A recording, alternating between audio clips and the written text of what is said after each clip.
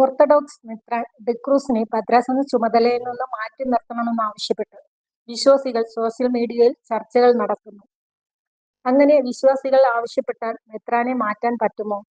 മാറ്റാൻ പറയുന്നത് തന്നെ പാപമാണ്. മെത്രാന്മാർ ചെയ്യുന്നതെല്ലാം ദൈവം അറിഞ്ഞിട്ടാണ്. അവർ ദൈവത്തോടൊപ്പമാണ്. അവർ ദൈവമാണ്. സ്വർഗരാജ്യം വിശ്വാസികൾക്ക് കിട്ടണ്ടേ? അത് കിട്ടുന്നതിന് വേണ്ടിയുള്ള ആദ്യ നിബന്ധന തന്നെ മെത്രാന്മാരോട് ചോദ്യങ്ങൾ ചോദിക്കരുതെന്നാണ്, പ്രത്യേകിച്ച് വൈദികരോടും. അവർ സാധാരണ മനുഷ്യരല്ല. അവർ ഭക്ഷണം കഴിക്കുന്നതും ഉറങ്ങുന്നതും മനുഷ്യരെ പോലെ തോന്നാം, പക്ഷെ അത് ദൈവികമാണ്. അവരുടെ രക്തത്തിൽ ഹീമോഗ്ലോബിൻ അല്ല, പരിശുദ്ധാത്മാവാണ് ഒഴുകുന്നത് എന്ന് വിശ്വസിക്കുന്നതിലാണ് യഥാർത്ഥ ഭക്തി.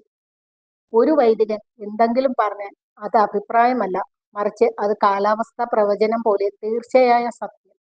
ഒരു മെത്രാനെടുത്ത തീരുമാനം തെറ്റാണെന്ന് തോന്നിയാൽ തെറ്റ് നിങ്ങളുടെ കണ്ണിനാണ്. കാരണം ദൈവിക തീരുമാനങ്ങൾ മനസ്സിലാക്കാൻ സാധാരണ ബുദ്ധി മതിയാവില്ല. അവർ മനുഷ്യകുലത്തിനു വേണ്ടിയാണ് ജീവിക്കുന്നത്. അതുകൊണ്ട് തന്നെ മനുഷ്യർ അവർക്ക് വേണ്ടി ജീവിക്കണം. അവർ പാപമോചനത്തിനായി ജീവിക്കുന്നതിനാൽ മറ്റുള്ളവർക്ക് പാപം ചെയ്യാൻ പോലും ചെറിയൊരു അവസരം നൽകണം, പ്രത്യേകിച്ച് അനുസരിക്കാത്തത് എന്ന മഹാപാപം. അവരോട് ചോദ്യങ്ങൾ ചോദിക്കരുത്, കാരണം ചോദ്യങ്ങൾ വിശ്വാസത്തിന്റെ ശത്രുക്കളാണ്.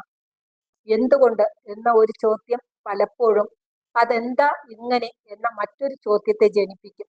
അതിനുശേഷം ഇത് ശരിയാണോ എന്ന ഭീകര ചിന്തയും വരാം. സമൂഹത്തിന്റെ സ്ഥിരതയ്ക്ക് അത്യന്തം അപകടകരമായ കാര്യങ്ങളാണിവ.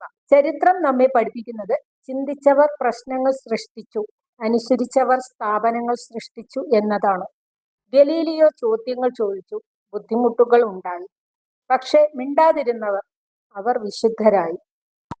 അതിനാൽ സമൂഹത്തിന്റെ ഭാവിക്കായി നമുക്ക് പുതിയൊരു മുദ്രാവാക്യം ഉയർത്താം. ചിന്തിക്കരുത്, അനുസരിക്കുക. ചോദിക്കരുത്, വിധേയപ്പെടുക. സത്യം അന്വേഷിക്കരുത്, കൽപ്പനയ്ക്ക് കാത്തിരിക്കുക.